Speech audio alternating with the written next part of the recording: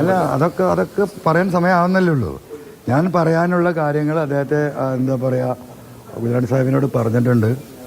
ഈ പൊളിറ്റിക്കൽ വിഷയത്തിൽ തുടക്കം മുതൽ UDF ബന്ധപ്പെട്ട വിഷയങ്ങൾ സംസാരിച്ചിരുന്ന വ്യക്തി അദ്ദേഹമാണ്.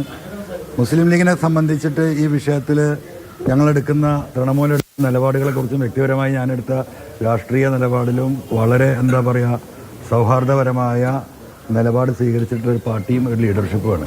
ആ നിലക്ക് ഇപ്പോൾ ഉണ്ടായിരിക്കുന്ന ഈ ചെറിയ കോംപ്ലിക്കേഷൻസ് അദ്ദേഹത്തോട് പറയുക എന്നത് എൻ്റെ ധാർമ്മിക ഉത്തരവാദിത്തമാണ്. അത് എനിക്ക് പറയാനുള്ള കാര്യങ്ങൾ അദ്ദേഹത്തെ ധരിപ്പിച്ചിട്ടുണ്ട്. അല്ല, UDF നേതൃത്വം അല്ലല്ലോ ഇവിടെ. UDF നേതൃത്വത്തിൻ്റെ ഒരു ഭാഗമാണല്ലോ ഇന്ത്യൻ യൂണിയൻ മുസ്ലിം ലീഗ്. ആ ലീഡർഷിപ്പായിട്ട് അത് തീരുമാനിക്കേണ്ടത് ഇപ്പോൾ അതിലെ ഏറ്റവും വലിയ കക്ഷി എന്ന നിലക്ക് കോൺഗ്രസ് അല്ലേ. മുസ്ലിം ലീഗിൻ്റെ സീറ്റാണെങ്കിൽ ലീഗിന് സംസാരിക്കാൻ പറ്റുമായിരിക്കാം. ഇത് കോൺഗ്രസിൻ്റെ സീറ്റിൽ കോൺഗ്രസ് അല്ലേ തീരുമാനിക്കേണ്ടത്. അവർ തീരുമാനം എടുത്ത് മുന്നോട്ട് പോകുന്നുണ്ടല്ലോ. സുധാകരൻ ഇപ്പോൾ മാധ്യമങ്ങളെ കണ്ടപ്പോൾ കൂടി UDFന്റെ ഭാഗമാകും PV അൻവർ എന്നാണ് പറഞ്ഞിട്ടുള്ളത്.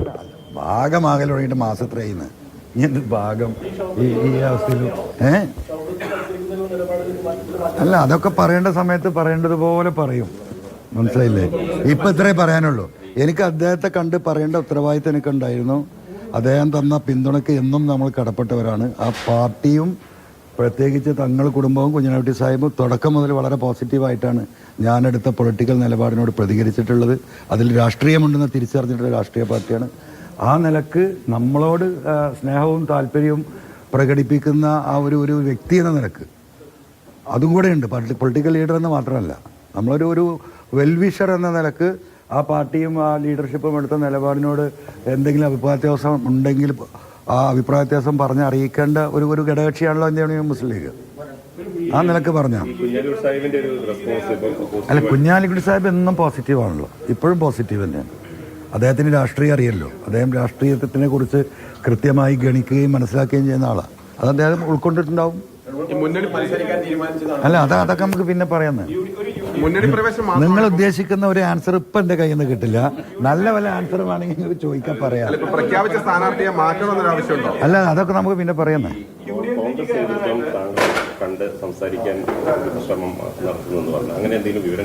എനിക്കതിനെ പറ്റി വിവരമൊന്നുമില്ല. അല്ല, കോൺഗ്രസ്സുകാർ പലരും എന്നുമായിട്ട് വ്യക്തിപരമായി ബന്ധമില്ല. അല്ല, ബന്ധപ്പെടേണ്ടവർ ബന്ധപ്പെടണ്ടേ. അല്ലാതെ കോൺഗ്രസ് ലീഡർഷിപ്പ് എന്നോട് സൗഹൃദം പണ്ടും ബന്ധപ്പെടുന്നുണ്ട്, ഇപ്പോഴും ബന്ധപ്പെടുന്നുണ്ട്. അതൊക്കെ ഇപ്പോൾ ഇങ്ങനെ ഒരു പൊളിറ്റിക്കൽ ബന്ധപ്പെടലായിട്ട് കാണാൻ പറ്റില്ലല്ലോ.